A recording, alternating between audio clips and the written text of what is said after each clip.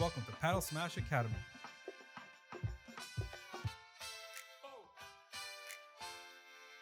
And we are all things paddle. Welcome back, guys, to Paddle Smash Academy, and today we're talking about balls. So we went out and tested these balls at Wynwood Paddle Club, and we tested all the balls there at Wynwood Paddle Club. And we're going to talk a little bit about their characteristics and when you should use a certain ball or a certain place, right?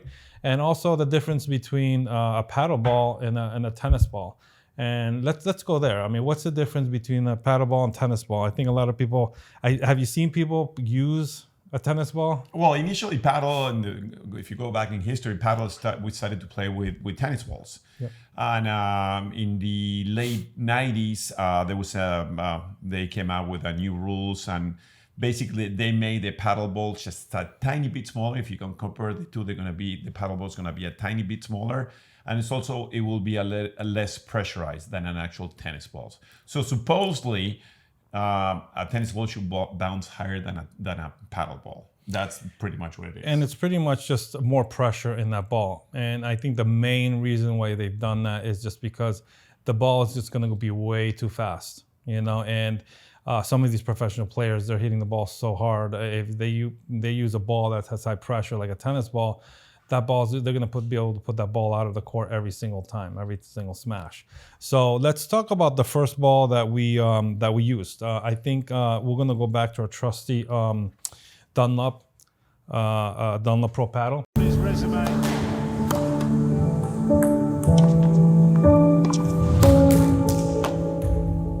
This Yes. is the one I originally started playing with, and I think they use this over at Wynwood Paddle. Yes.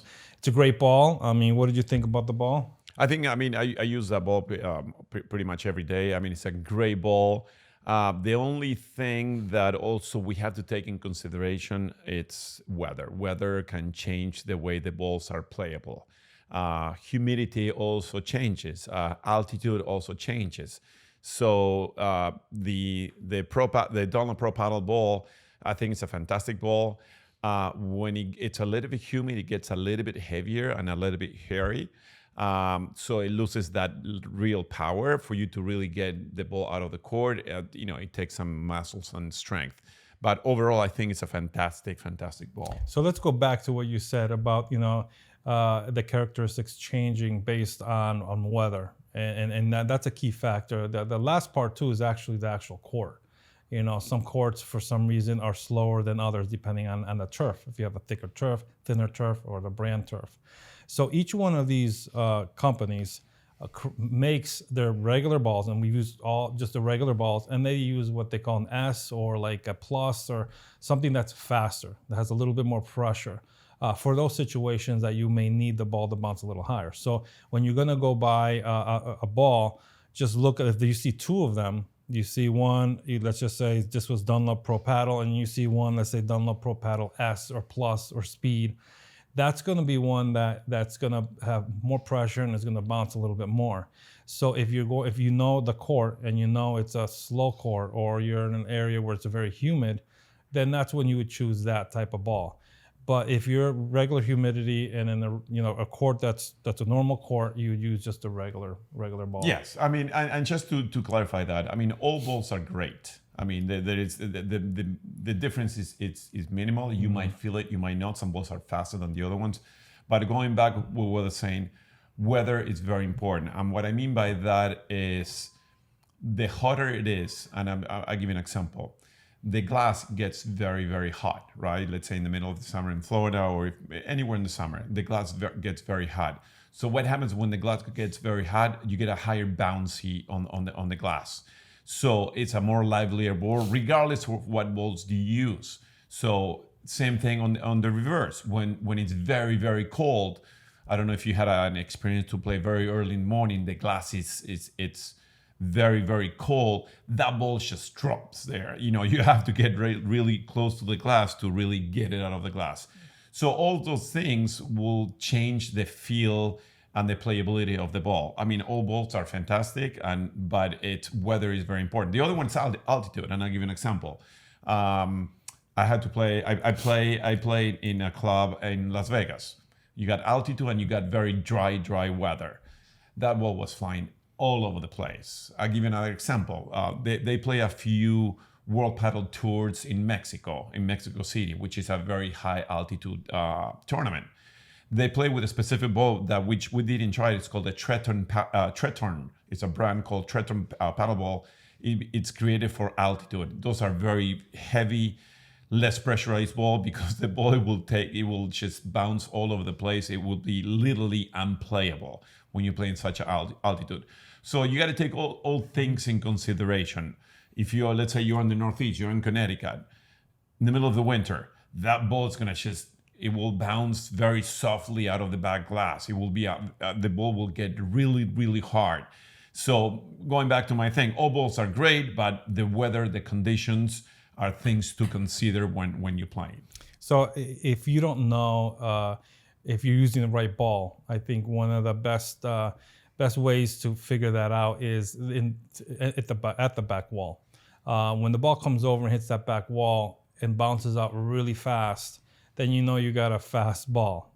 If the ball comes over and hits the back wall and kind of almost dies and you can't defend it, then you need to use a faster ball. So that's kind of how I test the balls if the ball's correct for that court and for the temperature. So that's a kind of a hack there that you guys can use to figure out if you have the right ball or not. Yeah, and you will feel that some of these balls, our tests that we did, they feel harder than other balls. Mm-hmm. Some balls they feel softer.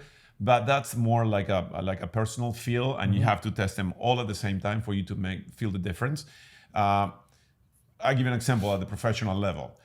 Every tournament plays with a different type of ball, and that's why professional players like to get to the tournament a couple of days before and play with those specific balls because each ball has a different characteristics of playability. Mm-hmm. So they're very important for you guys to be adapted to that ball. They were not only try to get used to the court, but also to the balls they're using, and that's why everybody's trying to get at the professional level 2 or 3 days before the tournament starts they get a feel on the balls. Yeah, and then when it comes to more of amateur playing, some days you'll be like, man, I'm getting to that ball really easy and it's really good. And other days you're like, man, I can't defend this ball at all. Yes. And it's usually because of that. Yeah. I mean, the professionals there, they have to adjust and pivot based on the court, the temperature, humidity, and the balls that they're playing.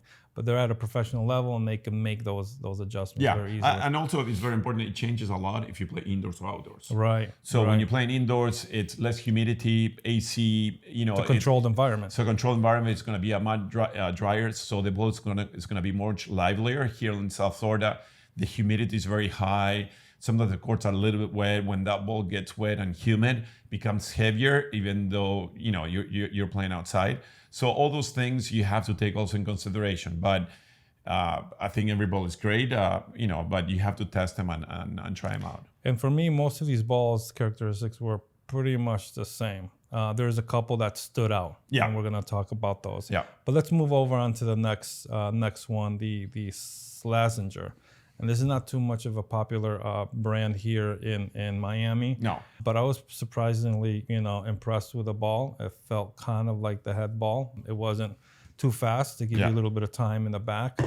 So I enjoyed playing with that ball. Yeah, I think it was a fantastic ball. It's more on the softer side. It feels really good on the racket. This one is one of my favorites, Slazenger. Slazenger, probably if you don't know, it's one of the oldest brand. It's a more than 100 years old brand. They started in England. It started as a tennis racket brand. Slazenger has been around in England. If you play the Wimbledon Championships in tennis, they will play with Slazenger tennis balls. Slazenger has been around. It's a brand that has been around forever. And now they're moving into the paddle world, and they're doing some very good balls. So I looked at this as more of a little bit softer of a ball, and kind of the slow to medium ball. Yeah, really nice. Mm-hmm. Okay, so the next one we tried is the Wilson por tres times 3.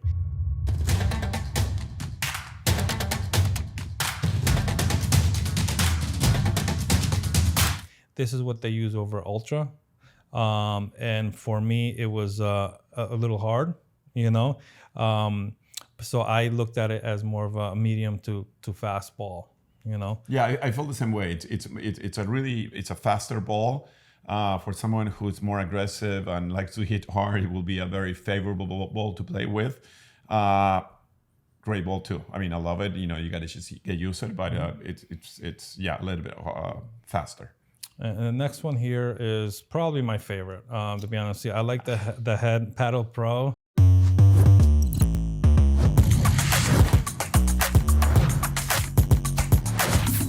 It is a little slower, okay? It is a little slower, and that's for me. If you're defending a lot in the back, this, you know, it'll give you a little bit more time, you know what I'm saying, to defend that ball. You're not going to be able to put the balls out as much in this, like a por tres or por cuatro, just because it's not as, has a lot of high pressure. And they use this typically in the World Padel Tour, and the main reason why is because these guys are hitting so hard that if they use anything higher pressure, they're going to put the ball every single time. So this is just, I would say, a little bit slower. I would say softer and slower. So what do you think about this? I mean, going back to his quote that he cannot hit it by 3 by 4, but that happens with every single ball. It doesn't matter if he's hit or not. He thinks he's the next Coelho or Tapia. The reason why you can't take it out by 3, and you have to use the other balls that are high pressure. That's why you don't like this one. For me, this one it was really, really soft, and it felt like a little bit less pressure than the other ones. It's too soft for me, and but I can hit it by 3 or by 4 easily with this one. I never seen him do it. I would have to have proof. I have proof. You can visit me on my Instagram if you want. All right. So what do you got? What else we got here? What other balls do we have? Let's do the Babolat. Do you already know what type of player you are? One of my favorite brands. I've never used that before, so it was the first time I used it. Yeah, this is more on the harder side. It's a livelier, faster ball. They're not, as well spread out everywhere, but it's a great ball. For me, I really like it. It's a fast ball, so it's sometimes when you're getting used to it, it's hard to get used to it because it's really fast. But like I said, you got to be adaptable to every single ball. Sure. I looked at it. It was the first time I played with it. It was very similar to some of the others, and I looked at it as more of a medium to a little bit faster ball. Yeah. So good for maybe indoors. Yeah. Technifiber.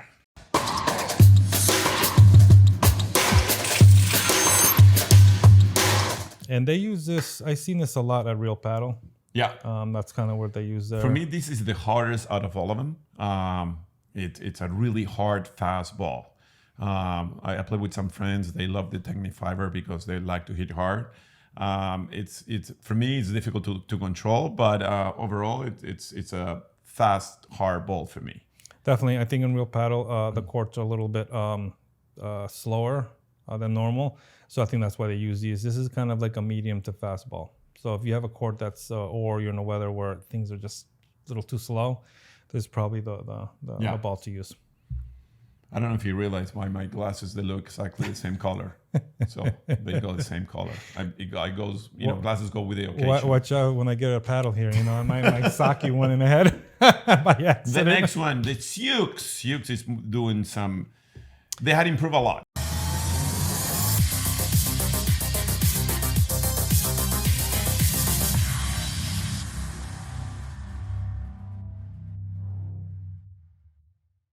They had improved a lot. The last previous balls, they were not really good. Cesc Neo, now they have it at reserve. And very impressive what they came out with. I mean, they're very good balls. I was very surprisingly happy with this ball, the Cesc Neo. Way to go, Padel Nuestro and Cesc. I mean, you guys did a good job with these balls. I have to say the same thing. This is probably one of the balls that I like the most besides the head. It is a slow to medium not slow to medium to fast for me.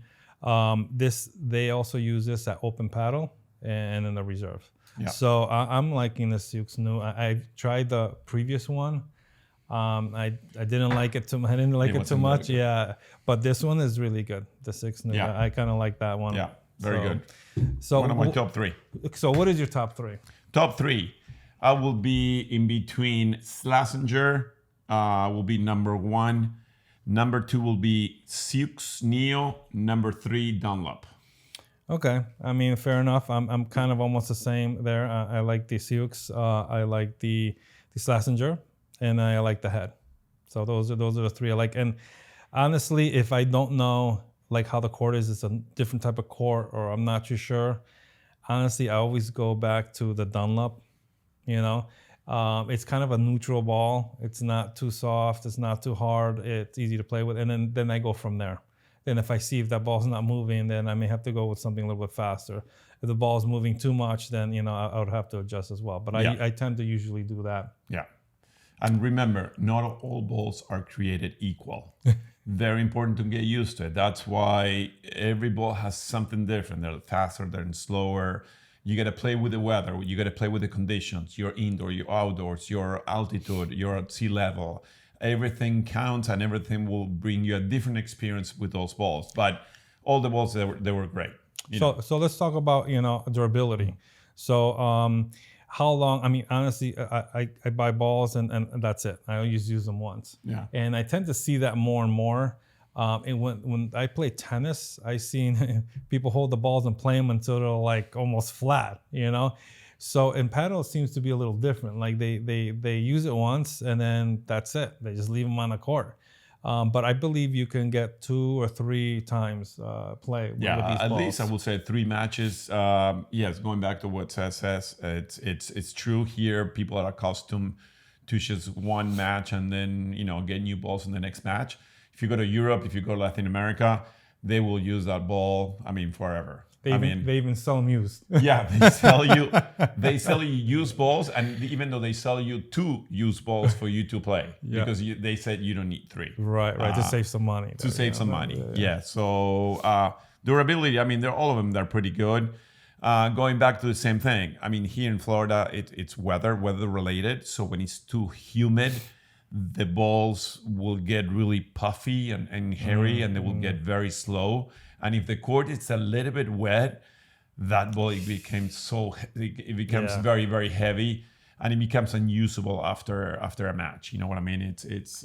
So I never tried using a fastball like an S. A lot of these have like the fastball when it's raining. Have you? Yeah. And No. that improved. No. I'm assuming it would, right? Because it's, the S stands for it's same thing in tennis. The fast court, the hard court balls compared to the clay courts is the same thing. They have less felt on it, less hair on it.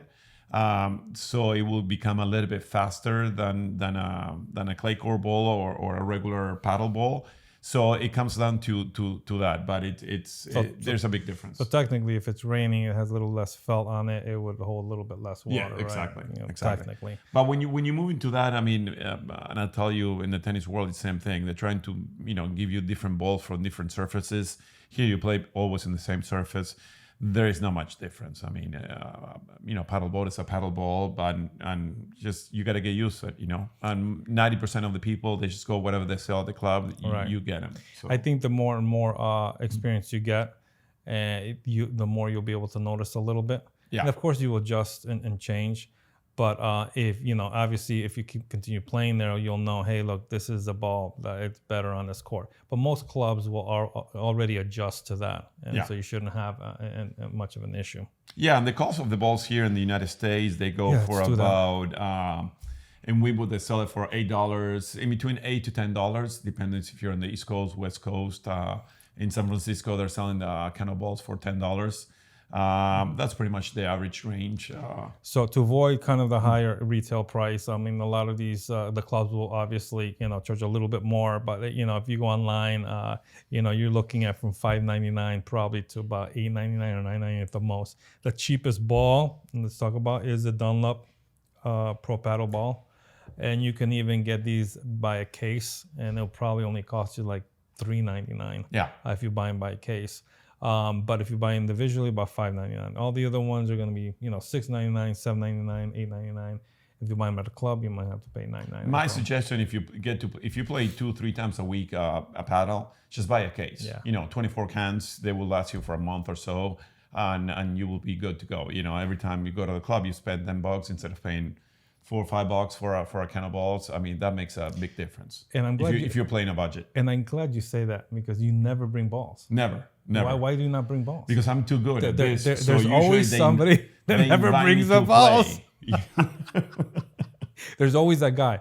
Who is that guy? Put in our comments who that person is. There's always one person that doesn't bring balls. Never. I mean, never. And if nobody brings balls, he's a quiet one. He doesn't want to go out and buy the balls. Exactly. I mean, I try to avoid these guys, you know what I'm saying, as much as possible. Yeah. You know, but okay, so let's wrap it up here. Anything else we have about balls? Or no? I think all balls are not created equal, but every ball it's pretty good. I mean, all the balls are excellent. So that's our personal selection. You might feel something different about it, but I think it's good to do reviews on balls and what's on the market nowadays. These are pretty much all the balls that you will find in the market here in the United States.